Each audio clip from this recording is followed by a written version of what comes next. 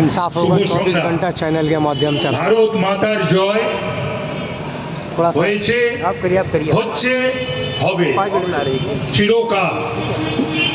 Late मत कीजिए। আমরা ভারত মাতার সন্তান, ভারতীয়ত্ব বোধ আমাদের মধ্যে রয়েছে, আমরা ভারতীয়, ভারতবাসী। মোহন রাও রয়েছেন, কর্নেল ভট্টাচার্য রয়েছেন, আরো অনেক প্রাক্তন সেনা আধিকারিকরা রয়েছেন, সেনা কর্মীরা রয়েছেন। তাদেরকে আমি মঞ্চে সকলকে শ্রদ্ধার সঙ্গে স্মরণ করছি।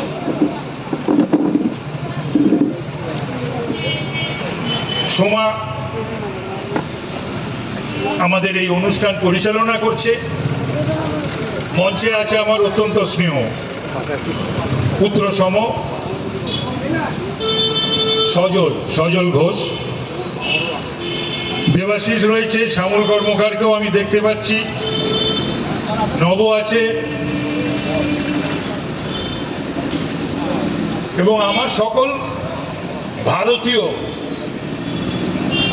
বন্ধুরা, ভাইরা, বোনেরা। ঠিকই কথা যে এই মঞ্চ থেকে প্রণাম জানানো উচিত যাদের জন্যে আমরা আজকে শান্তিতে ঘুমোতে পারি। প্রণাম জানানো উচিত তাদের যাদের জন্য আজকে বিজয় দিবস।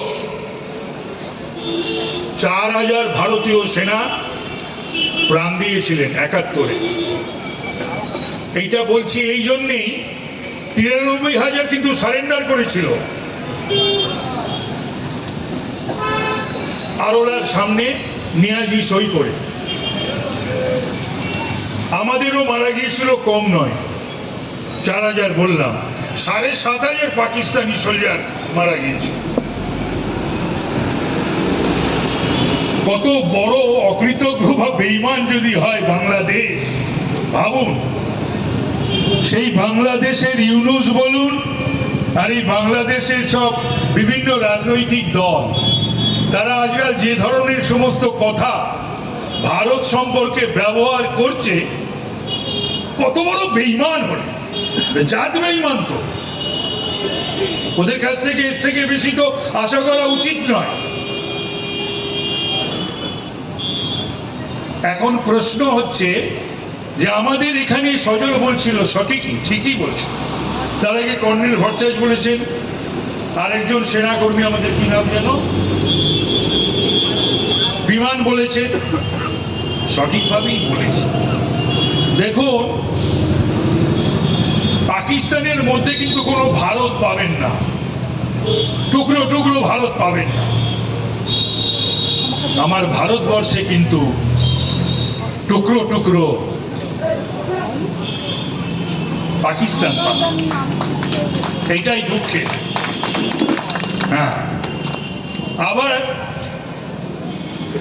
কলকাতার বুকে দাঁত বার করে কেউ বলেন এটা মিনি পাকিস্তান। আমি আজকে যা বলবো কোনো রাজনৈতিক বক্তব্য না। আমি আজকে ভারতীয় হিসাবে এবং বাংলা ভারতবর্ষের একটা অঙ্গরাজ্য, তার একজন সমাজকর্মী হিসাবে বলব, কলকাতার মধ্যে পাকিস্তান খুঁজে পায়। আমি এই কথাগুলো এই জন্যই বলছি যে যারা এখানে বাঙালি রয়েছে, যে দলেরই, যে ধর্মেরই হন না কেন, যে জাতিরই হন না কেন, ভারতীয়ত্ব বোধ যদি আপনাদের থাকে, তাহলে যারা ভারতের সেনা সম্পর্কে সংশয় প্রকাশ করে, ভারতবর্ষে বেশ কিছু রাজনৈতিক দল আছে, বাংলারও 3টে রাজনৈতিক দল, শাসক সহ আরো 2টো রাজনৈতিক দল, যারা হিসেব চেয়েছিল যে পাকিস্তানে কত দূর আমরা ঢুকেছি, কটা আমাদের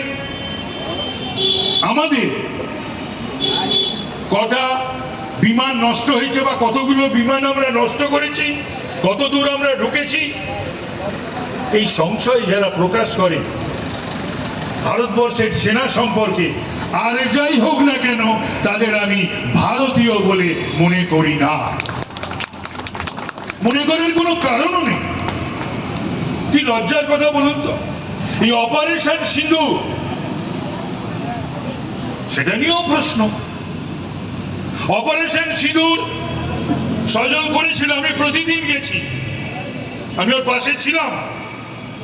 সেটা পর্যন্ত বাংলার প্রশাসন, কলকাতার পুলিশ কত বাধা, কত বিঘ্ন। এরা ভারতীয়, আমায় মানতে হবে, আমায় বিশ্বাস করতে হবে। আমি পাশে বসে কিছু কিছু আমারও জানা আছে, তাও কর্নেলের কাছ থেকে শুনছিলাম। সজল বলছিল, একটু কমিয়েই বলছিল, আমি তারপরে বললাম ও 40 বলেছে, দ্রাস কার্গিলের আছে, শাম আছে, যেখানে 50 -50।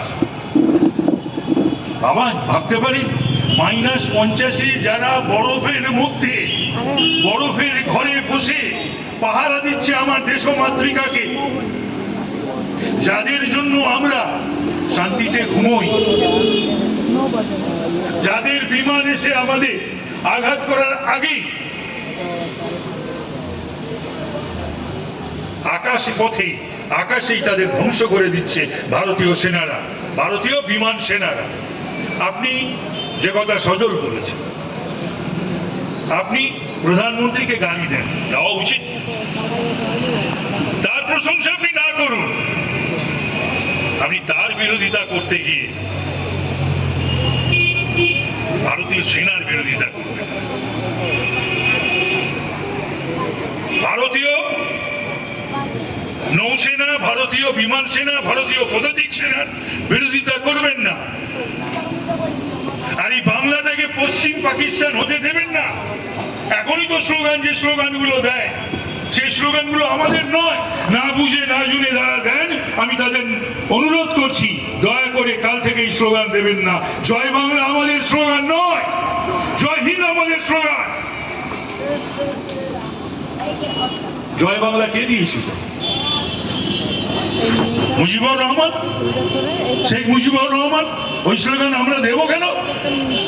যা খুশি বোঝাবে। এটা অসুস্থ, অস্বাভাবিক মানুষ কোথায় নিয়ে যাচ্ছে বাংলাটাকে, ভারতবর্ষকেও সর্বনাশ করে দিচ্ছে।